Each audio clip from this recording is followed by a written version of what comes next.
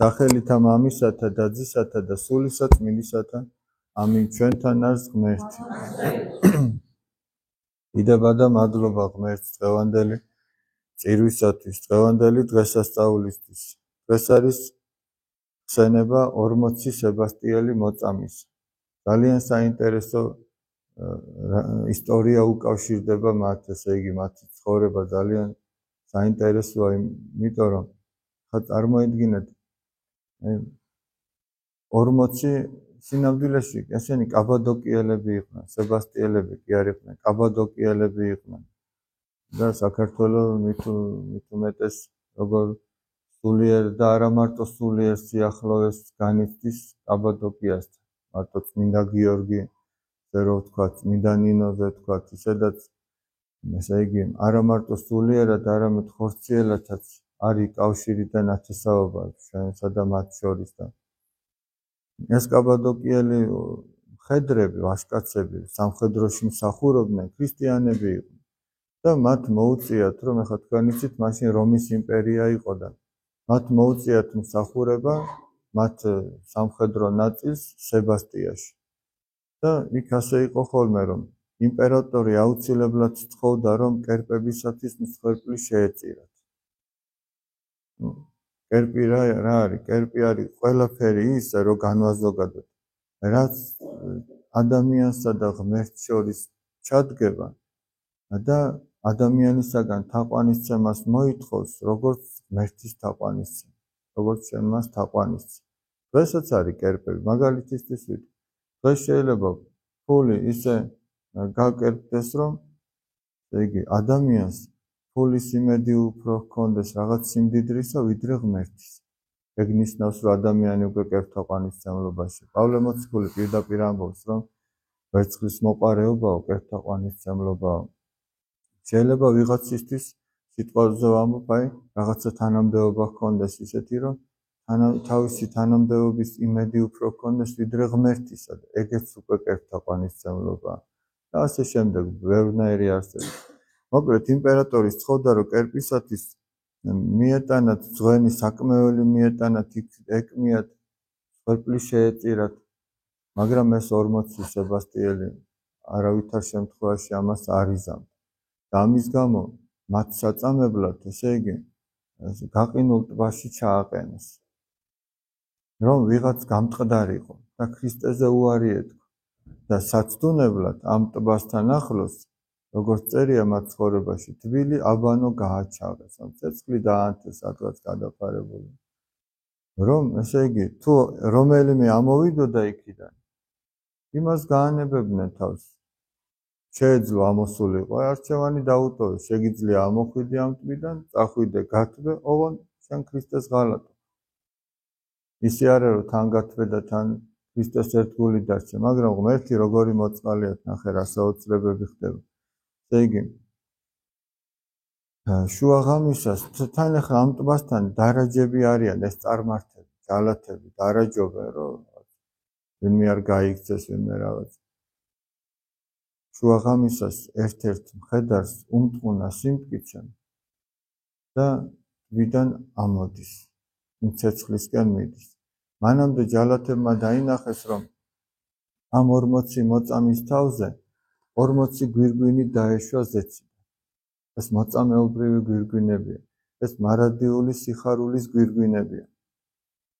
და რომ ნახეს, რომ ამ 40-დან ერთ-ერთს ეღვიძა, და რომ ამოდის ერთი ნაპირისკენ, ნახა, რომ ვერც იმ სიტყვამდე ვერ მიაღწია და შუაგზაში გარდაიცვალა. აი ნაპირთან ახლოს გარდაიცვალა. ანუ რა გამოვიდა? რისთვისაც ქრისტეს უღალატა, ვერცის ვერ მიიღო და ქრისტეს მოღალატეთაც გარდაიცვალა. და ამ ჯალათმა ნახა, რომ 40-დან ერთი გვირგვინი წავიდა და 39-ღაა და მიხვდა, რომ იმ გამოქცეულმა ეს მარადიული სიხარულის და ეს მოწამეობის გვირგვინი დაკარგა. მერე ნახე რა მოხდა. თვითონაც გააღვიძა სხვა ჯალათები, გაიხადა და თქვა, რომ მეც ქრისტიანი ვარო და მათთან ერთად ჩადგა ტბაში.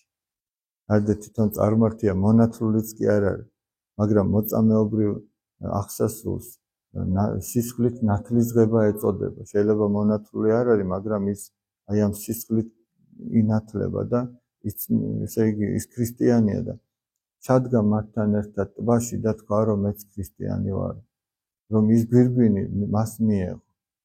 და ღმერთი როგორი მოწყალეა, შუაღამისას ტბა გათბა ესე იგი და ისინი ყინვას აღარ გრძნობენ. ანუ რისი თქმა მინდა რომ ესე იგი მე კი არ მინდა მათი ცხოვრება რას ადასტურებს რომ შენ თუ ქრისტეს უერთგულებ, ქრისტეც მოგცემს იმას, რასაც ეშმაკი სასტურად გიდებს, რომ აი მოდი ესე გააკეთე და უფრო კარგად იქნება.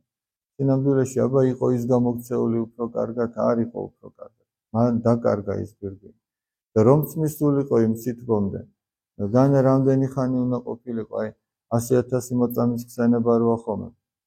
მეტეხის ხიდზე რომ ხატები გამოაბრძანეს ჯალალედინმა და ვინც ფეხს დააბიჯებდა, გადავიდოდა ცოცხალს დატოვებდნენ და რომ დაებიჯებინა კაცს და გადასულიყო, გან რამდენი ხანი უნდა ეცოცხლო.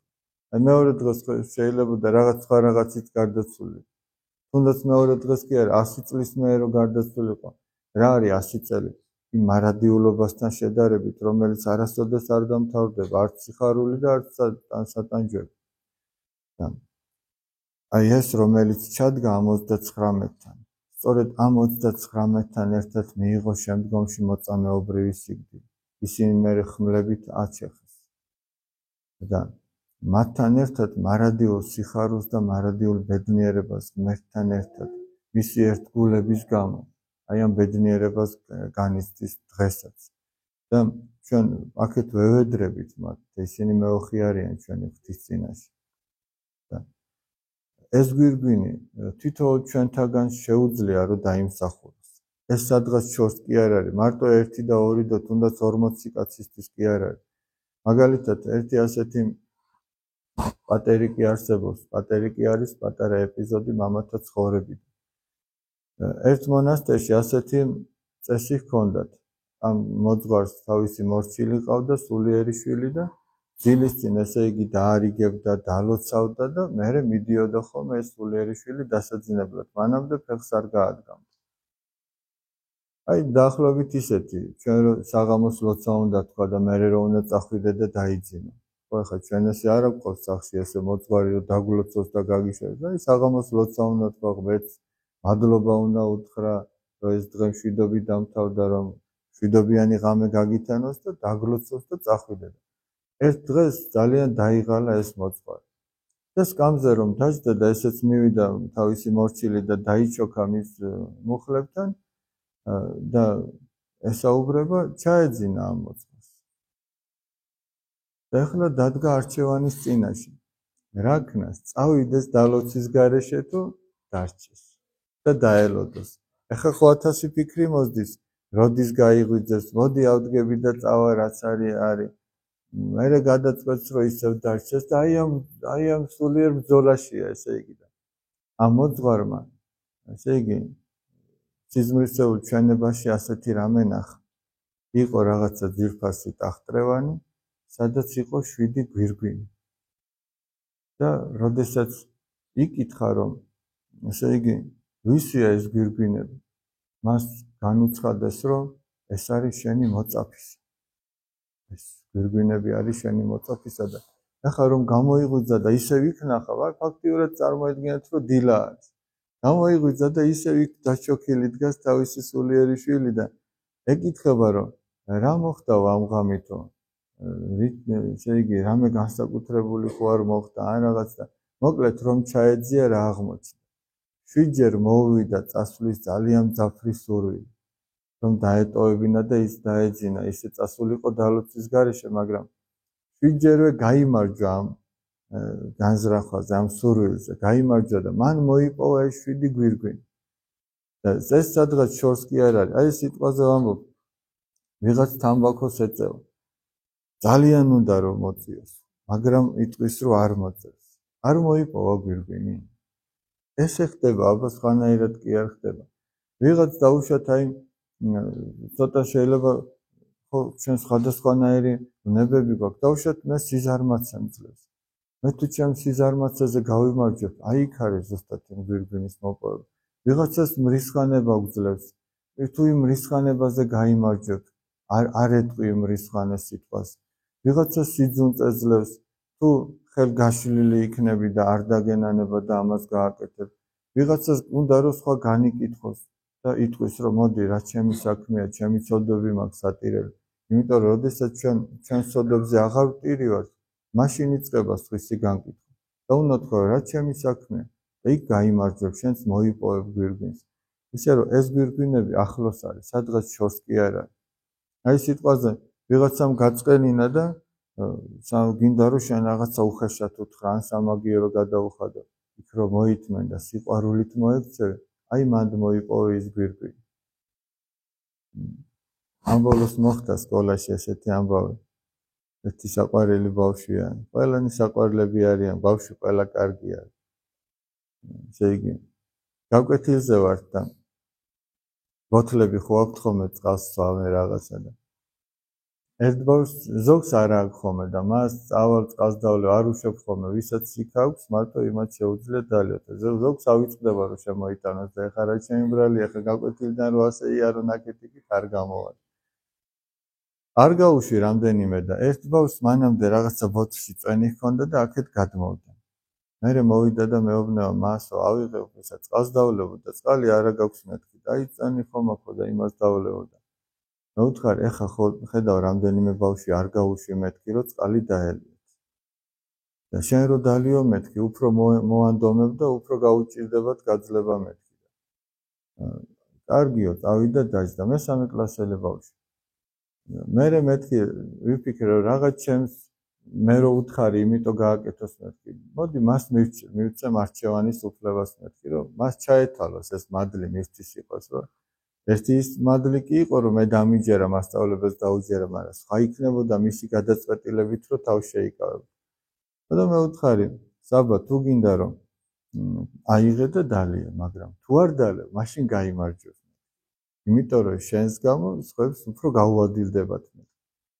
და ამ ბავშვმაც მოითმინა გაკვეთილის ბოლომდე და მე ეს აღვნიშნე ბავშვებთან და არ მოიპოვა იმანის გვირგვინი. ხო მოიპოვა, ხო მოითმინა, ხო შეეძლო აიღო და დაელია, მაგრამ არ დალიე. და ესე ხდება, ესე იგი ჩვენს ცხოვრებაში, რაც უფრო მეტად ადამიანი ქრისტეს უერთგულებს, აი მარხვის პერიოდია. იტყვის რომ მოდი მე არ შევჭამ არაფერს სახსნელს და მარტო შეჭმანზე კი არ არის აქ საქმე. არ ვიტყვი არავიზე ისეთ რამეს, მე რომ არ მომეწონებოდა. არ მოусმენ არავიზე არაფერს ისეც, რისი მოსმენა ჩემზე არ მომეწონებოდა. არ შევხედავ არაფერს ისეც, რაც ესე იგი ქრისტიანს არ შეშვენის და არ შევხედავ ადამიანს ისეთ შემთხვევაში, რომ უხერხულად იგრძნოს თავი. აი დავუშვათ ვიღაცა დავუშვათ აი წაიქცა. სიტყვაზე ვამბობ. სულიერად წაიქცა თუ ხორციელად წაიქცა და რომ შეხედავ ხო უფრო უხერხულად იქნება. ამიტომ იმას ჯობია თვალი არის. იმიტომ ჩვენ ხო ესე უფრო მოგწევს, აი რაღაცა მოგივიდა უცბად ისეთი. რომ შეიძლება რომ შემოგხედონ შეგწეს. ამიტომ ხო ჯობია რომ არ შემოგხედონ. ხო და არც შენ არ უნდა შეხედო. და მანდ მოიპოვებს ადამიანი სანატრელ გვირგვინებს, ესე იგი ეგრე გროვდება მადლი. ეგ არის ღვთისადმი ერთგულება. და ვინც მცირეში არის ერთგული, უფალი ამბობს, ის დიდშიც იქნება ერთგული. ეხლა მაგალითად აი თავი გიკვდება საღამოს, არ გინდა რომ ილოცო გეძნელება და იმას უნდოდა რომ ეგრე დაჩუქილი მდგარიყო, ხო არ უნდა, მაგრამ მოითმინე. ჩვენც უნდა ეგრე ვეცადოთ რომ მოითმინოთ, დავდგეთ ხატებთან და ვილოცოთ. და თუ ამას არ გავაკეთებთ, ის მაინც გვეცოდინება რომ ჩვენ ის გვირგვინი დავკარგეთ იმ საღამოს. მაგრამ არსებობს აქ სინანულის შესაძლებლობა, სინანულის საიდუმლო არსებობს. სინანული და რა მნიშვნელობა აქვს ახლა სინანულს ნახეთ. ჩვენ რომ აქედან წავალთ, ვინც შეეცდება, აი ხასუსან, ვინც შეეცდება რომ ეს გვირგვინები მოიპოვოს, ასეთ რამეს აღმოაჩენს. ამ გვირგვინების მოპოვება ეგრეიოლი არ არის. ბევრჯერ მოუწევს რომ დაკარგოს ეს გვირგვინი. ოღონდ ის ვინც შეეცდება, ვინც არხეინად იქნება და სულ არ აინტერესებს, ის ამის სიტყვას ვერასოდეს ვერ გაიგებს.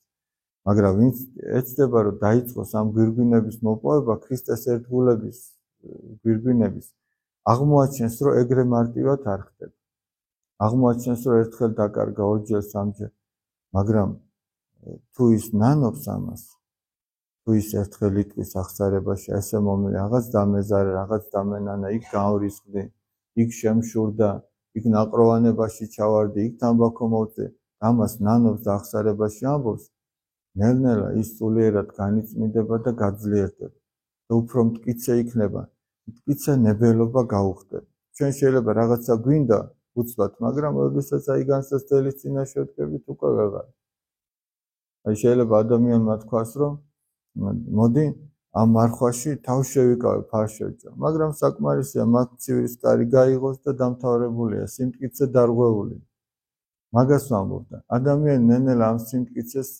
შეიძენს ღვთის მადლი ამტკიცებს ადამიანს კიდევ მინდა ვთქვა დღევანდელ სახარებასთან დაკავშირებით რომ ძალიან საინტერესო რამ საერთოდ სახარება ძალიან საინტერესო და სულის მაცხონებელია და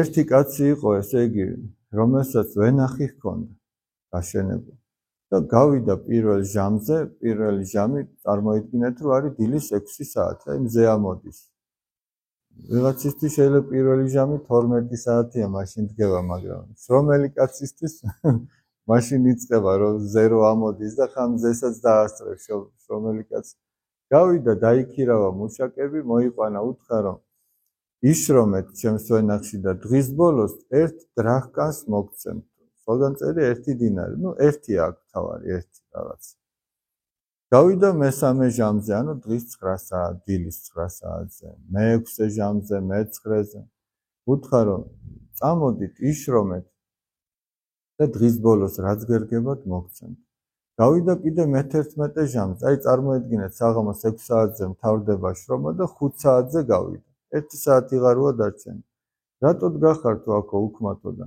არა ვინ არ დაგვიქირავა ბატონო და კარგითო წამოდითო იშრომეთო და დღის ბოლოს რაც გერგებათ მოგცემთ დადგა ეს დღის ბოლო და მსახლის პატრონმა თავის მსახურს უთხრა რომ გადაუხადე ხა რაც ეკუთვნითო დაიწყე ბოლოდან ანუ მე-11 ჟამზე მოსულები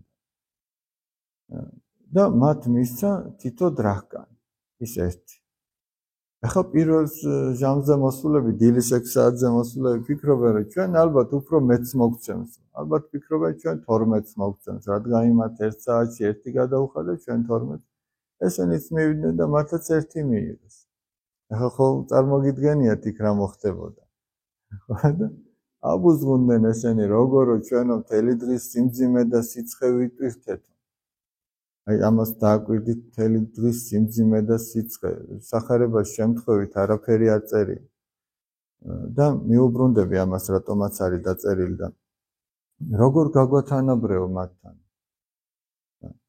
ამ სახლის პატრონმა უთხრა რომელიც იგაურად თავად უფალს განასახიერებს და ის სხვადასხვა ჟამზე მოსულები ჩვენ ვართ ადამიანები მეო შენ არაფერს არ გიშავებ ნახო მოგირიგდი 1 დრახკანად ხო ეგრე მოვიდე შენ რაც გეკუთვნის რომ აიღეო და წადი და განა მე უფლება არ მაქვს რომ ჩემი ქონება ისე გამკარგო როგორც მე მინდაო მე თუ მინდა რომ მის მიმართ სიკეთე გავაკეთო განა შენ ამითი რას გიშავ იგაურად კი ეს რას ნიშნავს აი მაგალითად ვიღაცას ყავს მორწმუნე მშობლები აი პატარა ცუნცულა რო დადის აქ პატარა ბავშვები ხო ეზიარა თავის დროზე აზაში მიიყვანეს მერვე დღეს რო სახელის დარქმევის ლოცვა წაეკითხათ მე-40 დღეს მერე მოენათლათ მე-40 დღეს დაყავთ აზაში აზიარებენ ქრისტიანობას ასწავლიან და ესე იზრდება ეს არის პირველ ჟამზე მოსული დაიბადა თუ არა აქ ვიღაცა 10 წლისა მოვა აზაში ვიღაცა 35 წლისა მოვა ხო მაშინ გაიხსნება ის რაღაცა სულიერი თვალი და მიხვდება რომ უნდა ვიღაც მოხუცებული მოვა ვიღაც სულაც გარდაცვალების წინ მოვა აი თუნდაც 40 სებასტიელზე რო თქვით ის ჯალათი რომელმაც გაიხადა ტანზე და ჩადგა განა მე-11 ჟამის მუშაკი არ არის სწორედ მის გამო იკითხება დღეს ეს სახარება მოწამეთა ის მე-11 ჟამის მუშაკი იყო მთელი ცხოვრება წარმართულად ცხოვრობდა მაგრამ იმ ბოლოს გაიხსნა და გარდაიცვალა კიდეც ქრისტეს სიყვარული. და ყოფილა შემთხვევა, რომ ვიღაც მოხუცებული მოვა და ესე იგი ვითხოვე, რომ ახსარება თქვას, ავადმყოფია სიტყვაზე, ავადმყოფოში ათსახშია, ძალიან კარგია, რომ ამ დროს მოძღვარი მიუყვანო. ზოგი იმის შიშით არაკეთებს ამას, რომ აი თუ იფიქროს, რომ უნდა გარდაიცვალოს და აბა კაცმა რო დაფიქრეთ, აბა რა უნდა იფიქროს? ეგ უნდა იფიქროს, რომ შეიძლება მე გარდავიცვალო და ღვთის წინაშე წავდგე, მაგრამ ჩვენ ამითი თუ მას ამის ეშინია, კი არ უნდა შევაშინოთ. არამედ როგორც წმინდა მამები ამბობენ, აი წმინდა პაისი ათონელი ამბობს, რომ უნდა უთხრა, რომ ეს შენთვის საკურნებელია, წამალია, კარგად გახდები და მართლაც კარგად გახდება, თუ ახსარებას იტყვის, თუ ეზიარება. და ზოგჯერ ყოფილა, რომ ზიარებულა ადამიანი და აი თუნდაც აქ სოფელშიც მოხდა, რომ ფლავში წავედით და 9 საათში გვირეკავენ, გარდაიცვალა. ანუ ღმერთი იმდენად მოწყალია, რომ მან რო ერთხელ თქვა ახსარება, ერთხელ ეზიარა, იმის გადარჩენა და ცხონებაც უნდა. ეგ არის მე-11 ჟამზე მოსული და მაგრამ ეხლა აი პატარა ბავშვი მეთქი რო თქვი, ეს რო მოხუცდება და მთელი ცხოვრება რო ქრისტიანულად იცხოვრებს და ქრისტიანული ცხოვრება მართლაც აი სიმძიმე და სიცხის მოთმენა რაც წეღავთ. ეს არის გზა ვიწრო, ეკლიანი და ძნელად სავალი, არ არის იავარდებით მოფენილი, განსაცდელებით არის სავსები და ამ ყველაფერს რო მოითმენს. და ეხლა რო ხედავს, რომ ვიღაც არხეინად ცხოვრობდა და მოვიდა და ისიც ეზიარა, ხო ვერ იტყვის, რომ უფალო, მე მთელი ცხოვრება ეკლესიურად ვიცხოვრე და მეც უნდა მაცხოვნო და ესეც უნდა აცხოვნო? ხო ვერ იტყვის მაგას. აი მაგას ამბობდნენ ის პირველ ჟამზე მოსულები. ის 39 სებასტიელი მოწამე, ხო ვერ იტყოდა, რომ ეს ეხლა ჩადგა ჩვენთან ერთად და ესეც უნდა მოწამე იყოს და ჩვენც მოწამე? ხო ვერ იტყოდნენ ამას. აი ეს არის სულიერი კანონი, მაგრამ დააკვირდით, როცა ღმერთი მოგიწოდებს, მაშინ უნდა მოხვიდე. თუ პატარაობაში მოგიწოდა, მაშინ უნდა მოხვიდე. ოღონდ თავარი რა არის? ბოლომდე უნდა დარჩე. სახარება ამბობს, ვინც ბოლომდე მოითმეს, ის ცხონდება. პირველ ჟამზე მოსულები შუა დღეს რო წასულიყვნენ, ვერაფერს ვერ მიიღებდნენ ის. თავარი ის იყო, რომ როცა მოგიწოდა დილით, შუა დღით თუ საღამოს, პატარაობისას, შუა ასაკში თუ მოხუცებულობაში, როცა მოხვალ, იქიდან ბოლო ამოსუნთქვამდე უნდა ქრისტეს ერთგულებით გაატარო. ისე კი არა, ხან ცხოვრობ ეკლესიურად, ხან მერე წახვალ დაიკარგები, ხან ესე არა. აი რომ მოხვალ, გულმოდგინეთ, გულმხურვალეთ, ბოლომდე უნდა მტკიცეთ იყვერო. იმიტომ რომ სად არის ჩვენი ამ წუთი სოფლიდან განშორების და ღმერთთან შეხვედრის წამი? ვინ იცის? ეგ არავინ არ იცის. არადა ეგ ბოლო წამია ყველაზე მნიშვნელოვანი. აი ეს ბოლო დღეა ყველაზე მნიშვნელოვანი. ის ბოლო ახსარება, ბოლო ზიარება, ამიტომ ადამიანი ყოველთვის ესე უნდა ამბობდეს ახსარებას, რომ ეს არის ბოლო ახსარება. იქნება ეს არის მართლა. იქნება ეს არის ბოლო დღე. აი არსებობს ერთი დღე, რომელსაც თუ ადამიანი ღვთის მოშიშებით გაატარებს, ის აუცილებლად გადარჩება, თუ სინანულით გაატარებს, მაგრამ რომელია ეგ დღე არავინ არ იცის. მე ადრე მოგიყევით ესე იგი. კარგად ხსნის ეს ამ ყველაფერს და ამიტომაც ცოტა სახუმარო ამბავია, მაგრამ მაინც მოყვება. ერთი კაცი იყო მეთქი, იქით ვიყავი ქარელისკენ, ჩვენს ნათესავები ყავს და სუფრაზებს ხედავთ და მამაო, ღმერთმაო, ადამიანსო, ერთი დღე მისცაო, დალევისაო, ქეიფისაო და რომელიაო და მე ხო ვიფიქრე, ნეტა რას გულისხმობს 13 დღესასწაულს რამეს და რომელია მეთქი და არ თქვენ არ იცითო და არ ჩვენ არ ვიცით. ამიტომ რო არ გამოგჩესო, ყოველ დღე ვსვავთო და ქეიფობთო. ხო და და ეს კაცი რო არ გამორჩეს, ამას გულმოდგინეთ აკეთებს და ჩვენ ესე იგი ის დღე, რომელსაც შეუძლია მარადიული სიხარული მოგანიწოს, ის არ უნდა გამოგჩეს. და ის რომელი დღეა, რადგან არ ვიცით, ამიტომ ყოველ დღე ეგრე უნდა გაატარო. თუ გინდა რომ გადარჩე. იმიტომ რომ აი თან სიხარული იქ კი არ იწყება გარდაცვალების იქით. სიხარული იქ იწყება, სადაც შენ უფლის ერთგული ხარ. სადაც შენ შორის არაფერს არ აძლევ უფლებას, რომ ჩადგეს. არ ჩენს გამჭრიახობას, არ ჩენს სიმდიდრეს, არ ჩენს თანამდებობას, არ ჩენს რომელიმე ადამიანს.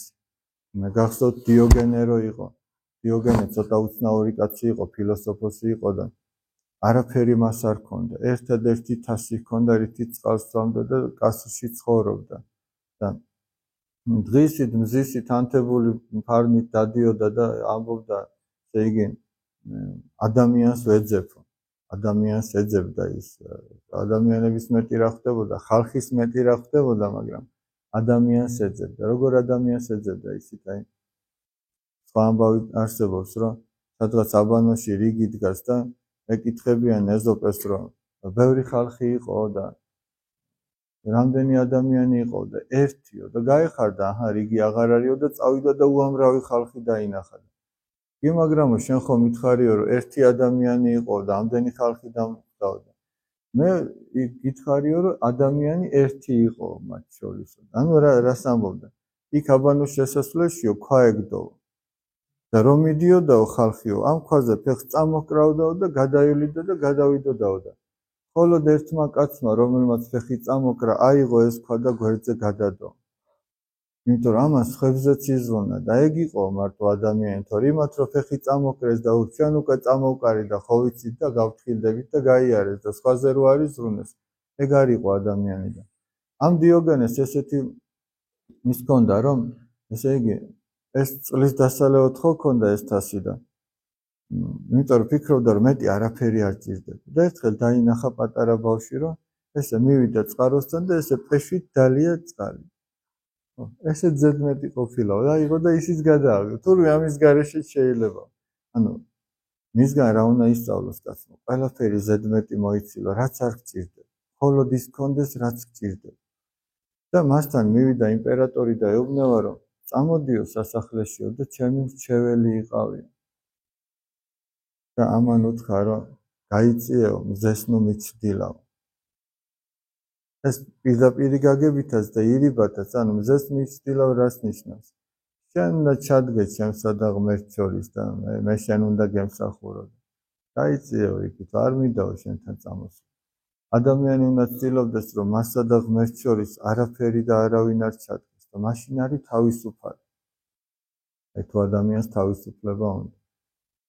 უფალი ამბობს, შეიცანით ჭეშმარიტება და ჭეშმარიტება გაგათავისუფლებს ჩვენ. ჩვენ სინამდვილეში უამრავი რამის მონობაში ვართ. უამრავი სოდვიანი მიდრეკილების და ჩვენ გონია რომ ჩვენ თავისუფლები ვართ. ესე იგი, ადამიანი თუ ფიქრობს რომ ამ თამბაქოს მოსწევს თუ იმ თამბაქოს არჩევანი აქვს და ეგ არის თავისუფლება, ეგ კი არ არის თავისუფლება. თავისუფლება ისაა რომ შეგიძლია მის გარეშე იყო ისე, რომ არც კი შეგაწუხოს თუ იმისობა. ეგ არის თავისუფლება. ნებისმიერი რამე რომ ესე იქნება. ღმერთმა დალოცული და გახარებულები გამყოფოთ, შეგვეწიოს წმინდა 40 სებასტიელი მოწამე და მათი ლოცვით ღმერთმა ჩვენს მოგვაპოვებინოს ის გვირგვინები, რომელიც მარადიული სიხარულით იქნება აღსავსე და არასოდეს არ დასრულდება. ესე იგი ღმერთთან ყოფნის ბედნიერება. ჩვენთან არის ღმერთი.